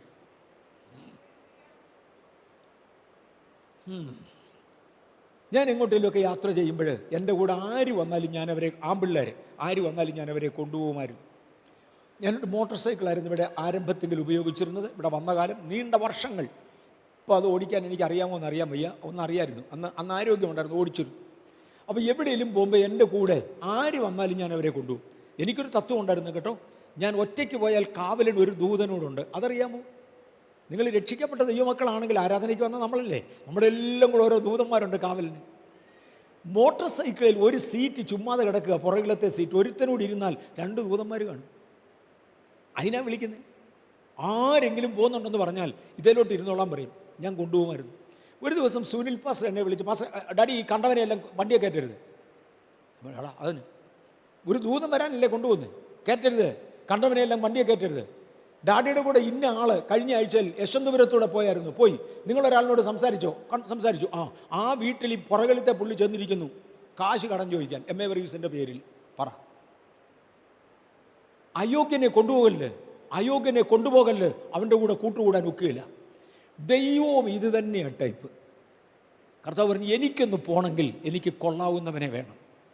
ഒരു തലമുറ മുഴുവൻ ദൈവം തപ്പിയിട്ട് ഒറ്റ ഒരുത്തനില്ല കൊള്ളാവുന്നവൻ. ദൈവത്തിനൊന്ന് കൂടപ്പാൻ കൊള്ളാവുന്ന ഒറ്റ ഒരുത്തനില്ല. ദൈവം ആ സമയത്തൊരു ലേവ്യനായ മനുഷ്യനെ വിളിച്ചു. ലേവ്യൻ കേട്ടിട്ടുണ്ടായിരിക്കും നിങ്ങൾ, ഒരു ഗോത്രമായി ഇസ്രായേലിലെ ഒരു ലേവ്യനായ മനുഷ്യനെ വിളിച്ചു പറഞ്ഞു, നീ കല്യാണം കഴിക്കണം. നീ ഒരു ലേവ്യ പെങ്കൊച്ചിനെ കല്യാണം കഴിക്കണം. നിനക്കൊരു മകൻ ജനിക്കും, അവൻ മാന്യനാകും എന്ന് പറഞ്ഞാൽ ഈ അപ്പൻ്റെ കാലം മുതലേ ഞാൻ ആ മാന്യത അങ്ങോട്ട് ഇട്ട് തരാം. അങ്ങനെ ഒരു ലേവി കന്യകയെ വിവാഹം കഴിച്ചു. അവർക്കുണ്ടായ മക്കളിൽ ഒന്നാണ് മോശ. അപ്പനെ ദൈവം തിരഞ്ഞെടുത്തതാ. അപ്പനെ നിങ്ങളിൽ പലരെയും എന്നെ അങ്ങനെ അപ്പനെ തിരഞ്ഞെടുത്തതാ, അപ്പൂപ്പനെ തിരഞ്ഞെടുത്തതാ. നമ്മുടെയൊക്കെ തിരഞ്ഞെടുപ്പ് എന്നാ നടന്നെന്നറിയാമോ? ഉലക സ്ഥാപനത്തിന് മുന്നമേ, ഈ ഭൂമിക്ക് അടിസ്ഥാനമിടുന്നതിന് മുന്നമേ നമ്മളെ തിരഞ്ഞെടുത്തതാ. മോശ തിരഞ്ഞെടുത്തത് അപ്പൻ്റെ കാലത്താ. തിരഞ്ഞെടുത്ത് മോശയുടെ പരുവമായപ്പോൾ പറഞ്ഞു, വാ മോശേ, ഞാൻ നിൻ്റെ കൂടെ വരാം, ഞാൻ നിൻ്റെ മുൻപടാ. മോശ എവിടെയെങ്കിലും പോവുകയാണെങ്കിൽ ഒറ്റയ്ക്കങ്ങ് പോകല്ല, ഒരു സൈന്യം മുമ്പിൽ. ചീഫ് മിനിസ്റ്റർ നമ്മുടെ പള്ളിക്കകത്ത് വന്നാൽ ഒരു കൂട്ടം പോലീസ് മുമ്പിൽ, ഒരു കൂട്ടം പോലീസ് പുറകിൽ, മുൻപടയും പിൻപടയും. ദൈവം ഒന്ന് ഇറങ്ങിയാൽ ഒരു വലിയ സമൂഹം ദൂതന്മാർ. മോശയൊന്ന് ഇറങ്ങിയാൽ മുൻപടയായി ഞാൻ, പിൻപടയായി ഞാൻ. ഇന്ന് പകൽ മുൻപടയും പിൻപടയും ആളുണ്ടെങ്കിൽ ദൈവത്തിൻ്റെ വാഗ്ദത്തത്തിൻ്റെ കണ്ണികളെ ഒരു ശത്രുവിന് തോടാൻ പറ്റുകയില്ല. ഞാൻ ദൈവിക വാഗ്ദത്തത്തിൻ്റെ കണ്ണിയാണ്, എന്നെ തൊടാൻ ഒരൊറ്റ ശക്തിക്ക് കഴിയത്തില്ല. അങ്ങനെ മുൻപടയും പിൻപടയുമായി ഞാൻ വരാം. ദൈവം മോശയോട് പറഞ്ഞു, നീ പോയി ഫറവോനോട് സംസാരിക്കുക, മനുഷ്യഭാഷയിൽ അവന് മനസ്സിലാകുന്നത് പോലെ എൻ്റെ പ്രതിനിധിയായി നിന്ന് സംസാരിക്കുക, എൻ്റെ പേരെടുത്തു. നമ്മളോടും പറഞ്ഞത് അതാ, നിങ്ങൾ പോകുമ്പോൾ എൻ്റെ നാമത്തിൽ നിങ്ങൾ പലതും ചെയ്യണം, എൻ്റെ പേരെടുത്തു, നിങ്ങൾ പൊയ്ക്കോ, നിങ്ങൾക്ക് വൻകാര്യങ്ങൾ ചെയ്യാൻ കഴിയും. ഇനി ദൈവം മോശയെ അങ്ങോട്ട് അയക്കുമ്പോൾ, ഇന്ന് രാവിലെ ഞാൻ തൊട്ടതാ, ദൈവം മോശയെ അങ്ങോട്ട് അയക്കുമ്പോൾ മോശയോട് പറഞ്ഞു, ചെറിയ അത്ഭുതങ്ങളൊന്നും അല്ല ഞാൻ പോകുന്നത്, വലിയ ഭയങ്കരന. ഞാനിപ്പോൾ ഒരു സ്വപ്നമൊക്കെ കണ്ടു, അല്ലെങ്കിൽ ഒരു ദർശനം കണ്ടേച്ച് പറഞ്ഞു, ഇന്ന് വൈകിട്ട് മഴ പെയ്യും കേട്ടോ എന്ന് പറഞ്ഞു. അതങ്ങ് ഒത്തു. അതൊരു അത്ഭുതമാണ്, പക്ഷെ ഒരു വലിയ അത്ഭുതമൊന്നും അല്ല. മോശയോട് പറഞ്ഞു, മോശ അങ്ങോട്ട് ഒരു സമുദ്രം കിടക്കുന്നത് കാണാമോ? ചെങ്കടൽ, ഒരു സമുദ്രം കിടക്കുന്നത് കാണാമോ? എത്ര വർഷത്തെ പഴക്കമുണ്ട് അതിന്? അയ്യോ കർത്താവേ, ഭൂമി ഉണ്ടായ കാലം മുതൽ സമുദ്രം ഇവിടെ കിടപ്പുണ്ട്, അത് പിളർക്കാൻ പോവാ. അത് കൊള്ളാം കാര്യം, അത് കൊള്ളാം. മോശേ, ഞാൻ ചെറിയവനല്ല, ചെറിയത് എന്നോട് പറയല്ലേ. എന്നെക്കൊണ്ട് ചെറുത് ചെയ്യാൻ ഒക്കത്തില്ല. എൻ്റെ കൂടെ ഇന്ത്യൻ എയർഫോഴ്സിൽ ഒരു സ്നേഹിതനുണ്ടായിരുന്നു, പേര് ഞാൻ ഇപ്പം പറയുന്നില്ല. എനിക്ക് ഇന്നും ആൾ ജീവനോടാണ്. എനിക്ക് അങ്ങനെ ഒരു വലിയ ഇഷ്ടമാണ്. അദ്ദേഹത്തിന് ഇന്ത്യയിലെ വലിയവന്മാരിൽ ഒരാളിനെ പരിചയമുണ്ടായിരുന്നു. നമ്മുടെ ഡിഫൻസ് മിനിസ്റ്ററെ പരിചയമുണ്ടായിരുന്നു, CM സ്റ്റീഫൻ. പണ്ട് ഒരു ഡിഫൻസ് മിനിസ്റ്റർ അദ്ദേഹത്തെ പരിചയമുണ്ട്. ഈ മനുഷ്യൻ എൻ്റെ കൂടെ ഇന്ത്യൻ എയർഫോഴ്സിലെ ഒരു കൊച്ചു ജോലി ചെയ്യുന്ന ആളാണ്. എയർഫോഴ്സിൽ ഒരു കൊച്ചു ജോലി ചെയ്യുകയാണ്, പക്ഷെങ്കിൽ ഇന്ത്യയുടെ ഡിഫൻസ് മിനിസ്റ്ററെ പരിചയമുണ്ട്. ഇവൻ്റെ ജോലിയിൽ ഒരു ദിവസം ചെന്നൊരു ലീവ് ആപ്ലിക്കേഷൻ കൊടുത്തു. എനിക്ക് 7 ദിവസത്തെ ലീവ് വേണം, അല്ലെങ്കിൽ 6 ദിവസത്തെ ലീവ് വേണം. ഞാനൊരു ലീവ് ആപ്ലിക്കേഷൻ കൊടുത്തു. ബ്രദർക്ക് ഉണ്ട്, ഞങ്ങൾ ആളുകൾ അറിയത്തില്ല, ഞങ്ങൾ 2 എയർഫോഴ്സിലുണ്ടായിരുന്ന പലരും ഇവിടെ അറിയുന്നവരുണ്ട്. ആ ഓഫീസർ ഈ ലെറ്റർ എടുത്ത് ഒരൊറ്റ ഏറും വെച്ച് കൊടുത്തു. പോടാ ഇവിടുന്ന് പറഞ്ഞു, നിനക്ക് ലീവ് ഇപ്പം തരത്തില്ല. ലീവ് ആപ്ലിക്കേഷൻ എടുത്തൊരു ഏറ് വെച്ച് കൊടുത്തു. എൻ്റെ സ്നേഹിതൻ ലീവ് ആപ്ലിക്കേഷൻ തിരിച്ചെടുക്കാൻ പോയില്ല. അയാൾ നേരെ വന്ന് CM സ്റ്റീഫനെ വിളിച്ചു. CM സ്റ്റീഫനെ വിളിച്ചേച്ച് പറഞ്ഞ്, സാറേ, എൻ്റെ കമാൻഡിങ് ഓഫീസറെ ഒന്ന് വിളിച്ച് എനിക്കൊരു ലീവ് വേണമെന്ന് പറയണം. അപ്പോൾ അയാൾ ചോദിച്ചു, എത്ര ദിവസത്തെ ലീവ് വേണം? ഇപ്പം ഇന്നാളിൽ ഇട്ടത് 7 ദിവസത്തേക്കാണ്. പുള്ളി പറഞ്ഞൊരു 15 ഇരുന്നോട്ടെ. CM സ്റ്റീഫൻ എൻ്റെ കമാൻഡിങ് ഓഫീസറെ ഒന്ന് വിളിച്ച് എനിക്കൊരു 15 ദിവസത്തെ ലീവ് തരാൻ പറയണം. അയാൾ പറഞ്ഞാൽ പറയാം. പിന്നെ നിൻ്റെ കമാൻഡിങ് ഓഫീസറെ വിളിക്കുന്നത് എൻ്റെ സ്റ്റാൻഡേർഡിൽ പെടുകയില്ല. എൻ്റെ സ്റ്റാൻഡേർഡിനൊത്ത് ഒരുത്തിനെ ഞാൻ വിളിക്കത്തുള്ളൂ, നിൻ്റെ കമാൻഡിങ് ഓഫീസറല്ല. ഇന്ത്യൻ എയർഫോഴ്സിൻ്റെ ചീഫിനെ വിളിച്ച് ഞാൻ പറയാം. അങ്ങനെ ഡിഫൻസ് മിനിസ്റ്ററാണ്. അദ്ദേഹത്തിൻ്റെ സ്റ്റാൻഡേർഡിലുള്ളവനോടെ പറയത്തുള്ളൂ. ഇന്ത്യൻ എയർഫോഴ്സിൻ്റെ എയർ ചീഫ് മാർഷലെ വിളിച്ചു പറഞ്ഞ്, ഇന്ന യൂണിറ്റുള്ള ഇന്നാർക്കൊരു 15 ദിവസത്തെ ലീവ് പെട്ടെന്ന് ഓടാന്ന് പറഞ്ഞു. എയർ ചീഫ് മാസ്റ്ററെ വിറയ്ക്കാൻ തുടങ്ങി. ഡിഫൻസ് മിനിസ്റ്ററാണ് വിളിച്ചിരിക്കുന്നത്. താഴോട്ട് വിളിച്ച് കമാൻഡിങ് ഓഫീസർ എടുക്കുക വന്നപ്പോൾ അയാളുടെ പാൻറ്റൊക്കെ നനഞ്ഞു കാണും. അയാൾ അന്വേഷിച്ച് ഇന്ന പുള്ളി എതിലേ പോയി, അവനെ കൊണ്ടുപോവാ. അവൻ വന്ന ഉടനെ പറഞ്ഞു, എളുപ്പം ഒരു ലീവ് ആപ്ലിക്കേഷൻ ഇട്. അയാൾ പറഞ്ഞു, ഞാൻ ഇട്ടത് നീയല്ലേ എടുത്ത് കളഞ്ഞ്, വേറെ നീ എഴുതടാ. ഞാൻ ലീവ് ആപ്ലിക്കേഷൻ ഇട്ട് നീയല്ലേ എടുത്ത് കളഞ്ഞ്, നീ എഴുതടാ. അയാൾ എഴുതി. വലിയവർ അവർക്ക് യോജിച്ചതിൻ്റെ കൂടെ പോകത്തുള്ളൂ, താണതിൻ്റെ അടുക്ക വരത്തില്ല. മോശേ, എനിക്കൊന്ന് മിസ്രൈമിൽ പോകണം, ഞാനൊരത്ഭുതം ചെയ്താൽ ചെറുതല്ല, ആ കടലൊന്ന് പിളർക്കണം. അതാ വലിയ ദൈവം. ഒരു കടൽ പിളർക്കണമെങ്കിൽ ഒരു ചെറിയ കാറ്റടിച്ചാൽ പറ്റത്തില്ല. ഇന്ന് രാവിലെ ഞാനത് തൊട്ടതാ. ദൈവം പറഞ്ഞു, മോശയുടെ കയ്യിലുള്ള വടിയെടുത്ത് ചെങ്കടലിൻ്റെ നേരെ നീട്ട്, ഞാനൊരു കാറ്റടിപ്പിക്കാൻ പോവാ. ഒരു ഭയങ്കര കാറ്റ്, ഒരു വലിയ ശക്തിയേറിയ എന്ന പദം അവിടെ കൊടുത്തിരിക്കുന്നത്. ഒരു ശക്തിയേറിയ കാറ്റ് തുടങ്ങിയിട്ട് നിൽക്കത്തുമില്ല. ആ കാറ്റങ്ങ് നീളുക ഒരു രാത്രി മുഴുവനും. എന്ത് സംഭവിച്ചു? 6 ലക്ഷം ജനം ഫറവോന്റെ അടിമത്വത്തിൽ നിന്ന് ഇറങ്ങി വാഗ്ദത്ത നാട്ടിൽ ദൈവം ഈ ദിവസങ്ങളിൽ ചില വലിയത് ചെയ്യണം. കാര്യം ദൈവം വലിയവനാണ്. ഒരു വലിയ കാറ്റ് നമ്മുടെ ഇടയിൽ ഒരു ഉണർവ് നടക്കണം, ഒരു വലിയ ഉണർവ്. ആരെയൊക്കെയാണ് ദൈവം ഉപയോഗിക്കുന്നത്? നമ്മളെയൊക്കെയാണ്. സമർപ്പിക്കപ്പെടുന്ന, ദൈവത്തിന് ഇടപെടാൻ കൊള്ളാവുന്ന, നമ്മുടെ സ്റ്റാറ്റസ് ദൈവം അംഗീകരിച്ച് കിട്ടുന്ന ചില വ്യക്തിത്വങ്ങളെ ദൈവത്തിന് ഉപയോഗിക്കണം. ഉണ്ടോ നമ്മുടെ ഇടയിൽ നിന്ന് ആരെങ്കിലും?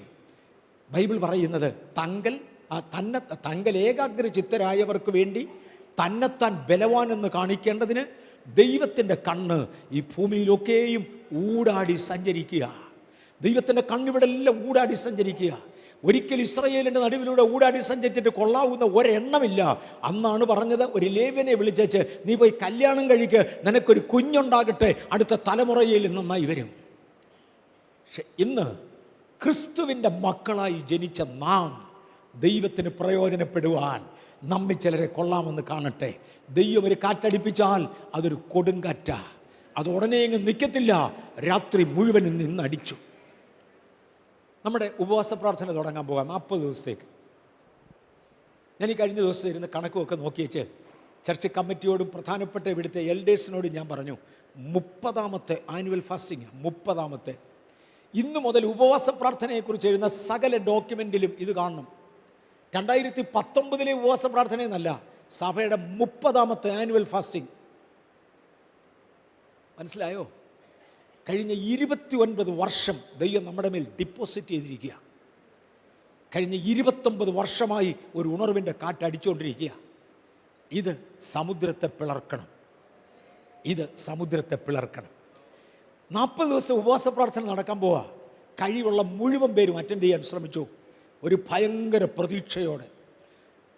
40 ദിവസമായിട്ട് ഏറ്റവും കുറഞ്ഞത് 80 സെക്ഷൻ നടക്കുക. 80 ഒന്നുമല്ല, 120 സെക്ഷൻ എന്ന് കൂട്ടിക്കോ. ഒരു ദിവസം 3 സെക്ഷൻ വീതം ആവറേജ് എടുക്കാം. എല്ലാ ദിവസവും 3 സെക്ഷൻ നടക്കുകയില്ല. അപ്പോൾ ചില ദിവസം 4 സെക്ഷൻ നടക്കും.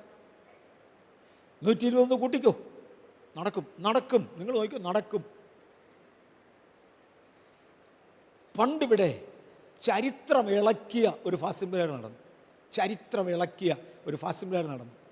അന്ന് നമ്മുടെ കുഞ്ഞുങ്ങളിൽ ചിലർ ആദ്യമേ ദർശനങ്ങളിൽ സ്വർഗത്തിലൊക്കെ പോയത്. ഒരു ഗസ്റ്റ് സ്പീക്കർ ഇവിടെ വന്നായിരുന്നു. ആ പുള്ളിയോട് രാവിലെ പ്രസംഗിക്കാൻ പറഞ്ഞു. അങ്ങേര് രാവിലെ പ്രസംഗിച്ചു, അണയ്ക്കുന്നിടം വരെ പ്രസംഗിച്ചു, തളരുന്നത് വരെ പ്രസംഗിച്ചു. അത് കഴിഞ്ഞപ്പോൾ അദ്ദേഹം പറഞ്ഞു, ആരെങ്കിലും ദൈവസന്നിധിയിൽ ഇരിക്കാൻ താല്പര്യമുള്ളവരുണ്ട്, 4 മണിയാകുമ്പോൾ ഇഞ്ഞു പോരെ, ഞാനും വരാം. ഒരു എക്സ്ട്രാ സെക്ഷൻ. അതോടെയാണ് ആ ശക്തിയുള്ള ഉറവ പൊട്ടിയത്. ചില ദിവസം എക്സ്ട്രാ സെക്ഷൻ കാണും. ഐ ആം അവൈലബിൾ, കർത്താവേ എനിക്ക് വരണം. ഇവിടെ ചില വർഷങ്ങൾക്ക് മുമ്പ് ഒരു സംഭവം നടന്നു. വിജയഞ്ചൽ പ്രസംഗിക്കുക. ഈ വർഷം അദ്ദേഹമുണ്ട്. വിജയഞ്ചൽ പ്രസംഗിക്കുക. ഇവിടുത്തെ അന്തരീക്ഷം ആകെ മാറി. എല്ലാവരും പിരിഞ്ഞുപോയി. കുറച്ച് പേര് പ്രാർത്ഥിക്കാൻ ഇതിനകത്തങ്ങിരുന്നു. വിജയഞ്ചൽ ഈ വർഷം ഉണ്ട് കേട്ടോ. 4 ദിവസം, 3 ദിവസം. വിജയഞ്ചൽ ഈ വർഷം 3 ദിവസം നമ്മുടെ കൂടെ ഉണ്ട്. 6 സെക്ഷനാണ് പറഞ്ഞിരിക്കുന്നത്. ചിലപ്പോൾ 9 ആകും, എനിക്കറിയാൻ വയ്യ. അന്ന് അദ്ദേഹം പ്രസംഗിച്ച് ഇവിടുത്തെ അന്തരീക്ഷം ആകെപ്പാടെ മാറി. വൈകിട്ട് 9 മണിയോടുകൂടെ നമ്മുടെ ഫാസ്റ്റിംഗ് പ്രയർ കഴിഞ്ഞ് എല്ലാവരും വീട്ടിൽ പോയി. ഞാനും പോയി. പക്ഷെ കുറച്ച് പേർ പിന്നെയും പ്രാർത്ഥിക്കാൻ ഇതിനകത്തിരുന്നു. രാത്രി ഉദ്ദേശം 12 മണിയായപ്പോൾ എനിക്ക് എൻ്റെ ഫോൺ അടിച്ചു. ഞാൻ ഫോൺ എടുത്തപ്പോൾ ആരുണ്ട് ഇവിടുന്ന് പറയാം, പാസ്റ്ററെ ചർച്ചിൻ്റെ മേളിൽ ഒരു പ്രാവ്. നിങ്ങൾ എത്ര പേര് കേട്ടിട്ടുണ്ട് ആ സംഭവം? കേട്ടവരും കണ്ടവരും ഒക്കെ ഇവിടെ ഇരിപ്പുണ്ട്. ചർച്ചിൻ്റെ മേളിലൊരു പ്രാവ്. നമ്മളെ പ്രാവിരുന്ന് പാതിരാത്രിക്ക് വിളിച്ചോണത്തി പ്രാവ് വന്നു. അല്ല, വലിയ പ്രാവാ. വലുതാ പാസ്റ്ററെ. നമ്മുടെ ചർച്ച് മുഴുവൻ കവർ ചെയ്തിരിക്കുക. ആടാ, അന്ന് ചർച്ചിന് 100 അടി നീളവും 80 അടി വീതിയുമാണ്. 100 അടി നീളവും 80 അടി വീതിയുമുള്ള ഒരു ചർച്ച് കവർ ചെയ്ത് ഒരു പ്രാവ്. ഞാൻ വിചാരിച്ചു ഏതാണ്ട് പൊട്ടക്കിനാവ് എൻ്റെ ഉറക്കം കളയാൻ വേണ്ടി എന്നെ ശല്യപ്പെടുത്തുക. ഞാൻ വെച്ചാൽ ആരൊക്കെയുണ്ട് അവിടെ? ഒത്തിരി പേരിരിപ്പുണ്ട്. ഞാൻ ഞങ്ങളുടെ മക്കൾ വല്ലതും ഇവിടെ ഉണ്ടോ? ബ്ലസനുണ്ട്. ബ്ലസനില്ലായിരുന്നു. ബ്ലസനുണ്ട്. ആശിഷായിരുന്നു. ഓക്കെ, ഇവരെല്ലാം ഉണ്ട്. ഞാൻ പറഞ്ഞു അവൻ്റെ ലോട്ട ഫോൺ കൊടുത്തേ. ഞാൻ പറഞ്ഞു എന്തോ അപ്പച്ച ഓടി വാപ്പച്ച, ചുമന്ന പറവാ അപ്പച്ച ഗോൾഡ് പോലെ ഇരിക്കുന്ന അപ്പച്ച, ഓടി വാപ്പച്ച, നമ്മുടെ ചർച്ച് കവർ ചെയ്തിരിക്കുക. നിങ്ങൾക്ക് മനസ്സിലാകുന്നുണ്ടോ? ഇവിടെ കൊടിയ കാറ്റ് അടിച്ചതാ. അതാണ് നമ്മൾ ഇത്രയും പേരുള്ളത്. ഇത് 2ാമത്തെ സർവീസല്ലേ? ഇന്ന് 27 സർവീസാണ് നടക്കുന്നത് പല പോയിന്റിലായിട്ട്. ഈ ഒരൊറ്റ കോമ്പൗണ്ടിൽ 7 സർവീസാണ് ഇന്ന് നടക്കുന്നത്. ഈ ഒരൊറ്റ കോമ്പൗണ്ടിൽ നമ്മളിപ്പോൾ ഒരു കൊച്ചു ഗ്രൂപ്പ് ഇരുന്നതേ ഉള്ളൂ. 7 സർവീസാണ് ഇന്ന് നടക്കുന്നത്. എങ്ങനെ കുറഞ്ഞാലും 15,000 പേര് ഇന്ന് ഈ കോമ്പൗണ്ടിൽ വരും. എന്തേ കർത്താവേ ഇങ്ങനെ വളരാനുള്ള കാരണം? ഒരു കൊടിയ കാറ്റടിച്ചതാ. ഒരു രാത്രി മുഴുവനും നീണ്ടു നിൽക്കുന്ന ഒരു കൊടിയ കാറ്റടിച്ചെങ്കിൽ അതിൻ്റെ വലിച്ചു നീട്ടി ദൈർഘ്യം വർദ്ധിപ്പിക്കുന്നത് നമ്മുടെ കടമയാണ്. നമ്മൾ ചിലരോട് ഒരുങ്ങാം. ദൈവത്തിന് ചില വലുത് ചെറുതുകൊണ്ടൊന്നും കാര്യം നടക്കുകയില്ല. പെന്തക്കോസ്ത് നാളിൽ പരിശുദ്ധാത്മാവിനെ പകരുമ്പോൾ ബൈബിൾ പറഞ്ഞു കൊടിയ കാറ്റടിക്കുന്നത് പോലെ. NIV-യിൽ അത് കറക്റ്റായിട്ട് തർജ്ജമ ചെയ്തിട്ടുണ്ട്. YLT യങ്സ് ലിറ്ററൽ ട്രാൻസ്ലേഷനിൽ അത് കറക്റ്റായി ട്രാൻസ്ലേറ്റ് ചെയ്തിട്ടുണ്ട്. Like a violent breath. അതിശക്തിയുള്ള കൊടുങ്കാറ്റ് പോലെ ഒരടിയടിച്ചു. കൊല്ലം 2000-ആയി. ഇന്ന് ഉണർവ് തുടരുക. മന്ദമാരുതനാൽ ഞാനും രക്ഷിക്കപ്പെട്ടു. പണ്ട് സിഗരറ്റ് വലിക്കായിരുന്നു. ഇപ്പോൾ സിഗരറ്റിൻ്റെ എണ്ണം അങ്ങ് കുറച്ചു. ഇവിടെ കൂടുതൽ സിഗരറ്റ് വലിച്ച് നരകത്തിൽ പോയാലും കുറച്ച് വലിച്ച് നരകത്തിൽ പോയാലും എല്ലാം ഒരുപോലല്ലേ ഉള്ളൂ. എൻ്റെ ഭർത്താവ് മാനസാന്തരപ്പെടാൻ പ്രാർത്ഥിക്കണം. എന്നെ പറ്റി അയാൾ ഭയങ്കര കള്ളുകൂടിയൊന്നും നിൽക്കണം. ഞാൻ പറഞ്ഞു, എടാ സ്വർഗത്തിപ്പാൻ അല്ലേ പിന്നെ ഇച്ചിരി കുടിച്ച് ചാകട്ടെ നേരത്തെ, ആർക്കാ നഷ്ടം? സ്വർഗത്തിപ്പാനുള്ളതാണെങ്കിൽ ചൊവ്വ ജീവിക്കണം, കാറ്റടിച്ചാൽ ചൊവ്വ അടിക്കണം. A violent, A long, A prolonged, നീണ്ടു നിൽക്കുന്ന ചില ശക്തിയുള്ള പ്രവർത്തനങ്ങൾ നടക്കണം. ദൈവത്തിൻ്റെ മെത്തേഡ് അൻ അനോയിൻറ്റഡ് പേഴ്സൺ, അഭിഷക്തമായ ഒരു വ്യക്തിയാണ്. ദൈവം ഒരിക്കലും ഇങ്ങോട്ട് വന്ന് കാറ്റടിപ്പിക്കുകയില്ല. ഞാനിവിടെ ഉണ്ടെങ്കിൽ കാറ്റടിക്കും. മോശേ, അങ്ങ് എൻ്റെ കൂടെ വരണം, എന്നെ കൊണ്ടുപോകണം, ഞാൻ കൂടെ വരാം. ഞാൻ എല്ലാവരുടെയും കൂടെ പോകത്തില്ല. ഇവിടെ മിരിയാമുണ്ട്, ഞാൻ കൂടെ പോകത്തില്ല. ഇവിടെ ആരാ കോരഹുണ്ട്, ഞാൻ പോകത്തില്ല. ദാദാൻ, ബീരാം, അബീനാം ഇവരെല്ലാം ഉണ്ട്, ഞാൻ പോകത്തില്ല. എനിക്ക് കൂടെ പോകാൻ കൊള്ളാവുന്ന ഒരു വ്യക്തി വേണം. അതാ താങ്കൾ. ദൈവത്തെ വഹിച്ചുകൊണ്ട്, സാന്നിധ്യം വഹിച്ചുകൊണ്ട് നടക്കുവാൻ കൊള്ളാവുന്ന വ്യക്തിത്വമേ ആ സാന്നിധ്യം വളർത്തുന്നത് നമ്മുടെ കടമയാണ്. എന്തിന്? നിലനിൽക്കുന്ന ഒരു വിടുതൽ ഈ പട്ടണത്തിൽ വരുവാൻ. 30ാമത്തെ ആനുവൽ ഫാസ്റ്റിംഗ് പ്രയർ ഈ 40 ദിവസം നടത്തുക. നമ്മുടെ കാലത്ത് നടന്നതിനായി സ്തോത്രം. വേറൊരു കാലത്ത് നടന്നിരുന്നെങ്കിൽ നമ്മൾ കാണത്തില്ല. ഇന്ന് രാവിലത്തെ ആരാധനയിൽ, ഫസ്റ്റ് സർവീസിൽ സന്ദർഭവശാൽ ഞാനൊരു കാര്യം ഓർത്തു. ഒരു കോൺഫറൻസിന് പങ്കെടുക്കാൻ വേണ്ടി ഞാൻ ദൈവം അനുവദിച്ചാൽ ഈ ആഴ്ച പോകുന്നുണ്ട്. ഞാനും ചിഹ്നമയമായിട്ട് വരുന്ന ചൊവ്വ, ബുധൻ, വ്യാഴം, വെള്ളി ദിവസങ്ങളിലാണ് കോൺഫറൻസ് നടക്കേണ്ടത്. വരുന്ന ആഴ്ചയിൽ ചൊവ്വ, ബുധൻ, വ്യാഴം, വെള്ളി ദിവസങ്ങളിലാണ് കോൺഫറൻസ് നടക്കേണ്ടത്. ആ കോൺഫറൻസിൽ പങ്കെടുക്കുന്ന ഒരാൾ, ഈ കോൺഫറൻസിന് ഞങ്ങൾ പോയി തുടങ്ങിയ വർഷം സൗത്ത് ആഫ്രിക്കയിൽ ഞാൻ അദ്ദേഹത്തിൻ്റെ ചർച്ചിൽ പോയി. പല ശവശരീരങ്ങളെ ഉയർപ്പിച്ച മനുഷ്യനാണ്. എത്രയായിരുന്നു എണ്ണം, ഞാനങ്ങ് മറന്നുപോയി. അന്നൊക്കെ ഞാൻ പലയിടത്ത് പറഞ്ഞതാണ്. ശവശരീരങ്ങളെ ഉയർപ്പിച്ച മനുഷ്യൻ എന്നെ പാവത്തെ പോലെ ഇരിക്കുന്നതെന്നറിയാമോ? പക്ഷെ ദൈവം ആലോചിച്ച് നോക്കിയിട്ട് ഇവൻ്റെ കൂടെ നടക്കാൻ കൊള്ളാം. ഇപ്രാവശ്യം അദ്ദേഹം നിശ്ചയമായിട്ടും ഉണ്ടായിരിക്കും. ഇപ്രാവശ്യം അദ്ദേഹത്തെ കാണുമായിരിക്കും. ദൈവം ഉപയോഗിക്കുന്ന ചിലരെ ലോകത്തിൻ്റെ പലയിടങ്ങളിൽ കാണാം. ഞാൻ പറഞ്ഞു, നമ്മുടെ ഭാഗ്യം നമ്മുടെ പേര് ഇതിനകത്ത് വന്നത്. ഈ കോൺഫറൻസിന് കയറാൻ ഒരു അനുവാദം കിട്ടാൻ, ഇതിനകത്തൊന്ന് വരുവാൻ കഴിഞ്ഞത്. ഒരു മറുവശം ഞാൻ ഇന്ന് രാവിലെ പറഞ്ഞു, ഇപ്രാവശ്യത്തെ കോൺഫറൻസ് വരുന്ന ചൊവ്വാഴ്ച ഉദ്ഘാടനം ചെയ്യേണ്ടത് അമേരിക്കൻ വൈസ് പ്രസിഡൻ്റാണ് ഉദ്ഘാടനം ചെയ്യേണ്ടത്. അതതിൻ്റെ ഭൗതികമായ വശമാണ്. അതിൻ്റെ ആത്മീകമായ വശമാണ് ഞാൻ ആദ്യം തൊട്ടത്. അനേക ഡെഡ് ബോഡികളെ എഴുന്നേൽപ്പിച്ചവൻ. കഴിഞ്ഞ വർഷം ഇതുപോലെ തന്നെ ഈ കോൺഫറൻസിൽ ഞങ്ങളുണ്ടായിരുന്നു. ഞാനും ചിഹ്നമേ ഉണ്ടായിരുന്നു. കഴിഞ്ഞ വർഷമല്ല, കഴിഞ്ഞതിൻ്റെ മുമ്പിലത്തെ വർഷം പനാമയിൽ വെച്ച മീറ്റിംഗ് നടന്നു. അന്ന് ഞങ്ങൾ 2 പേരും ഉണ്ട്. അന്നുകൊണ്ട് മരിച്ചവരെ ഉയർപ്പിച്ച 1-2 പേര്. ഞാനതിൽ ഒരാളിൻ്റെ അടുക്ക് ചെന്ന് കെട്ടിപ്പിടിച്ച് വർത്തമാനമൊക്കെ പറഞ്ഞു, ഉമ്മയൊക്കെ കൊടുത്താൽ എനിക്ക് ഉമ്മയൊക്കെ തന്നു. അത് കഴിഞ്ഞ് ഞാൻ പറഞ്ഞു, സാറേ, എൻ്റെ മേലൊരു കൃപാവര വ്യാപാരത്തിന് വേണ്ടി എനിക്ക് വേണ്ടി ഒന്ന് കൈവച്ച് പ്രാർത്ഥിക്കണേ. ഞാൻ വരാം. ഞാൻ പറഞ്ഞല്ല, നിൻ്റെ റൂം ഏതാ, ഞാൻ അങ്ങോട്ട് വരാം. അല്ലല്ല, നിൻ്റെ റൂമിലോട്ട് ഞാൻ വരാം. ഞാൻ പറഞ്ഞില്ല, സാറിൻ്റെ റൂമിലോട്ട് ഞാൻ വരാം. അയാൾ പറഞ്ഞു, ഒക്കത്തില്ല, നിൻ്റെ റൂമിലോട്ട് ഞാൻ വരാം. അയാൾ ഇന്ന് വരെയും വന്നിട്ടില്ല. എൻ്റെ സമയമായില്ലെന്ന് ദൈവത്തിനറിയാം. ഇപ്രാവശ്യവും കാണും, ഞങ്ങൾ പിടിക്കും.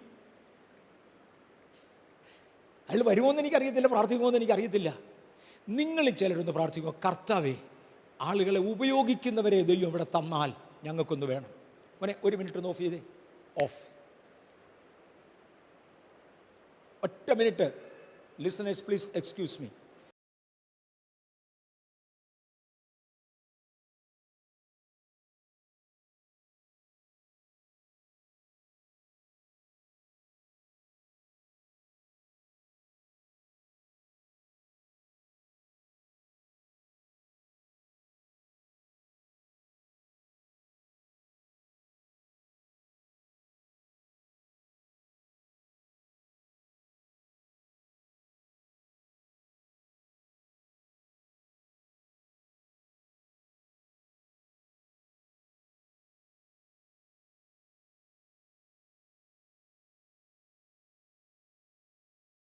എൻ്റെ ദൈവമേ, എൻ്റെ മേലൊരു പകർച്ച വേണം. എനിക്കൊരനുഭവം വേണം. ശക്തിയായൊരു കാറ്റടിക്കണം. ഒരു ദിവസം യഹോവയായ ദൈവം മോശയോട് പറഞ്ഞു, മോശേ, നീ കണ്ട പർവ്വതത്തിൻ്റെ മേളിലോട്ട് കയറി, സീനായിയുടെ മേളിൽ ഞാനങ്ങോട്ട് വരികയാ. ജനം നോക്കുമ്പോൾ പർവ്വതം നിന്നാടുന്നു. അവർ ചോദിച്ചു, പർവ്വതങ്ങളെ നിങ്ങൾ ആടുകളെപ്പോലെയും മുട്ടാടുകളെപ്പോലെയും കുന്നുകളെ നിങ്ങൾ കുഞ്ഞാടുകളെപ്പോലെയും തുള്ളിച്ചാടുന്നത് എന്തവാ? മറുപടി, സൈന്യങ്ങളുടെ ദൈവം അതിൻ്റെ മേലെ ഇറങ്ങി നിൽക്കുക.